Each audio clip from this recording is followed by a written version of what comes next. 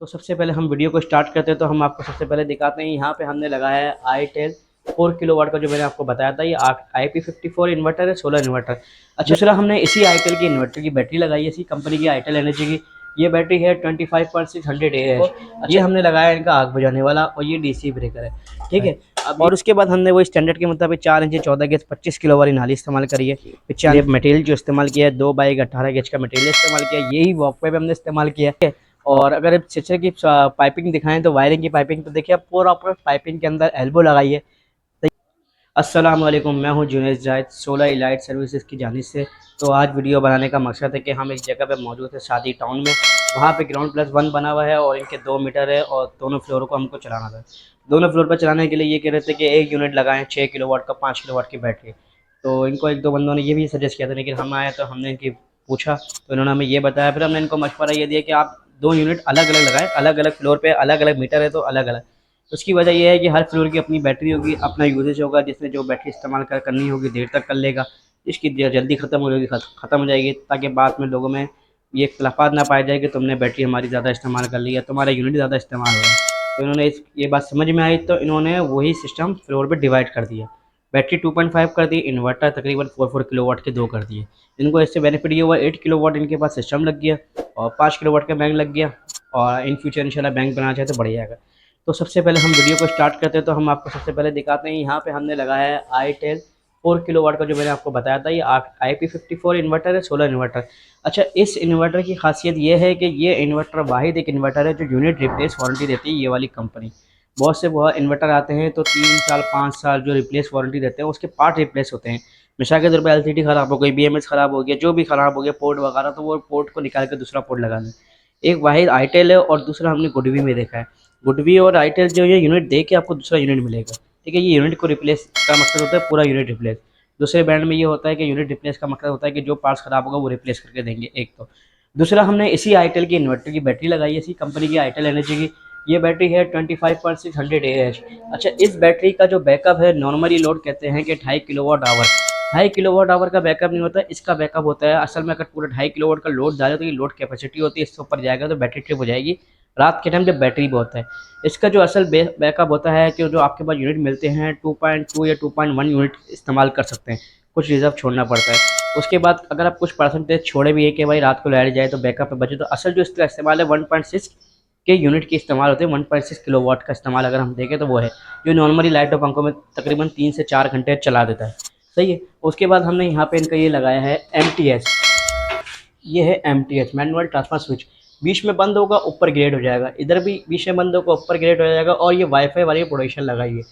अच्छा देखिए, अब जो MTS लगाने का जो मकसद था वो ये है कि पहले ज़माने में मैनुअल गोल वाले लगते थे, 102 के चेंज ओवर कराते थे, 102 या 104। लेकिन उसमें ये होता था कि उसके जो प्लास्टिक होते थे वो ज़्यादा हीट से जल जाते थे, या शॉर्ट सर्किट होता तो वो जल जाते थे। लेकिन अब जो टेक्नोलॉजी चेंज होती जा रही है, अभी तक तो फिलहाल इसमें भी कोई कंप्लेन नहीं आई, उसमें एक दो दफ़ा आई है, लेकिन चेंज हो गई तो हमने चेंज करी है। तो इसमें जहाँ तक हमने सुना है और हमने देखा भी है कि ये ट्रिप हो जाते हैं, ब्रेकर के काम करते हैं कि अगर हवा लो आउट हुआ या शॉर्ट सर्किट हुआ तो ट्रिप हो जाएगा। वाईफाई ब्रेकर में हम टाइम शेड्यूल जो हमने लगाया हुआ है, टाइम शेड्यूल सेट कर सकते हैं, किस वक्त इनको गेट ऑन करनी है, किस वक्त गेट ऑफ करनी है, क्या यूनिट चला है, क्या है, पूरी डिटेल महीने की वो बताएगा। उसके बाद यहाँ पे हमने DC बॉक्स लगाया है।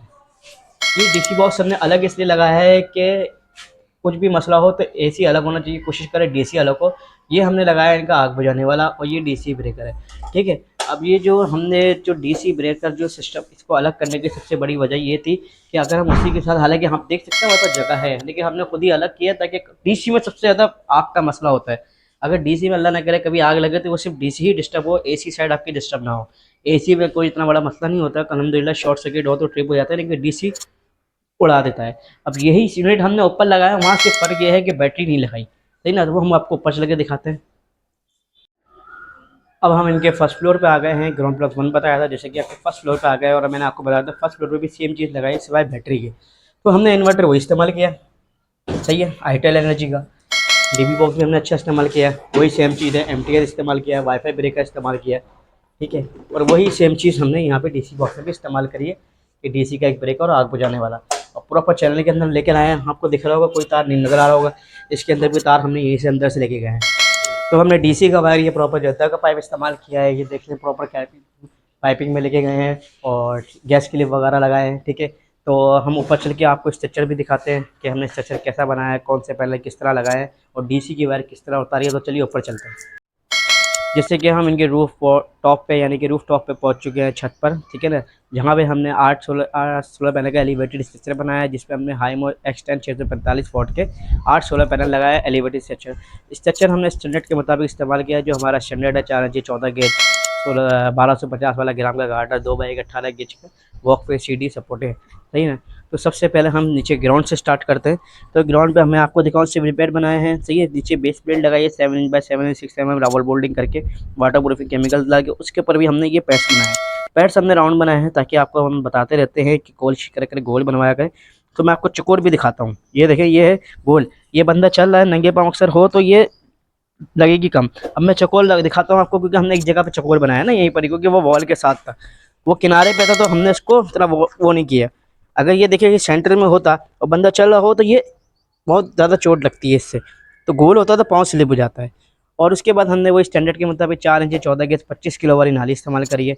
95 mm में 95 mm होती है, सही है ना। और अगर मैं आपको सीढ़ी दिखाऊँ, ये सीढ़ी हमने इस्तेमाल लिए मटेरियल जो इस्तेमाल किया है 2x18 गेज का मटेरियल इस्तेमाल किया है। यही वॉकवे पे हमने इस्तेमाल किया है। और यही जो हमने एंगल लगाया है इसके लिए, यू का एंगल जो लगा है 1 इंच बाई 1 फुट का एंगल लगाया है, ठीक है। और अगर स्ट्रक्चर की पाइपिंग दिखाएं तो वायरिंग की पाइपिंग तो देखिए आप प्रॉपर पाइपिंग के अंदर एल्बो लगाई है, सही है। कंडक्ट पूरा लेके गए हैं, टाई केब लगाए, प्रॉपर हमने पाइपिंग वगैरह करी है, ठीक है। अच्छा, हमने जो सपोर्ट के लिए जो पाइप लगाया है वो 2x18 गेज का लगाया है। उसी के साथ हम पाइप उतारते हुए लेके चले गए पीवीसी का, ठीक है ना। जिद्दा का पाइप लगाया है, ऐसा नहीं कि लोकल पाइप हमने इस्तेमाल कर लिया। हम हर चीज़ ब्रांड के इस्तेमाल करते हैं। जिसमें जो डीसी वायर हमने इस्तेमाल की है वो पाकिस्तान केबल इस्तेमाल करी है, DC excel pure tin coated. अक्सर लोग कहते हैं कि टिन कोटेड 64 mm। तो मसला ये है कि टिन कोटेड होती है तो लोग जब छीलते हैं तो लोग बोलते हैं तो सिल्वर है। भाई वो सिल्वर नहीं होता है, कॉपर के ऊपर स्टील की कोटेड हुई होती है। उसको आप छीलेंगे तो आपको कॉपर नज़र आएगा। तो ये मैंने आपको पूरा सिस्टम इनका रिव्यू कराया, ठीक है ना। जो हम आपको बता सकते थे वो चीज़ हमने आपको बताई। अगर कोई चीज़ छूट गई हो तो आप हमें कमेंट में राय दे के बता सकते हैं कि जुनेद भाई आप ये नहीं बताई, सही है ना। इसके अलावा अगर कोई और टॉपिक पर आपको मालूमात चाहिए हो, उसके हवाले से आपको वीडियो बनवानी हो कि भाई जुनेद भाई इस हवाले से भी कोई वीडियो बनाए, हमें जानना है कि ये मामला कैसे हल होता है, कोई भी XYZ, तो आप बताएं। अगर पॉसिबल हुआ तो हम उस टॉपिक को भी लेकर आएंगे इंशाल्लाह, सही है ना। बाकी हम ऐसी वीडियो लाते रहते हैं, तो ऐसी वीडियो को देखने के लिए हमारा जैसे सबसे ज़्यादा मशहूर यूट्यूब सोलर एलीट सर्विसेज में सर्च करेंगे, हमारा यूट्यूब का चैनल आएगा, उसको आप सब्सक्राइब करें, लाइक करें, शेयर करें। शेयर करने से बेनिफिट ये होगा कि आपको भी फ़ायदा, हमें भी फ़ायदा, लोगों तक नॉलेज पहुँचेगी और हमें और जज्बा जागेगा और अच्छी अच्छी वीडियो बनाने का। ऐसे ही हम फेसबुक पे हमारा पेज मौजूद है सोलर एलीट के नाम से, इंस्टाग्राम टिकटॉक पे आप सोलर एलीट सर्विसेज सर्च करेंगे, गूगल पे आप सर्च करें, हमारा नीचे नंबर दिया जा रहा है। कोई भी मसला हो आप हमसे बिला झिझक रब्ता कर सकते हैं। कभी होता है कि हम बहुत ज़्यादा मसरूफ़ होते तो हम कॉल नहीं उठा पाते, तो व्हाट्सएप पे आप मैसेज छोड़ दें तो जो व्हाट्सएप पे हमारी टीम बैठी होगी वो आपको रिप्लाई कर देगी। जितना हो सकेगा हम आपसे रब्ता करेंगे। कभी होता है मसरूफियत बहुत ज़्यादा होती है, रब्ता नहीं कर पाते, तो उसके लिए हम पहले से मादरत कर लेते हैं। तो इंशाल्लाह बहुत जल्द हम और भी वीडियोस लेकर आएंगे। तो आज के लिए इतना ही, इंशाल्लाह एक और नई वीडियो में बहुत जल्द मिलते हैं। अल्लाह हाफ़िज़।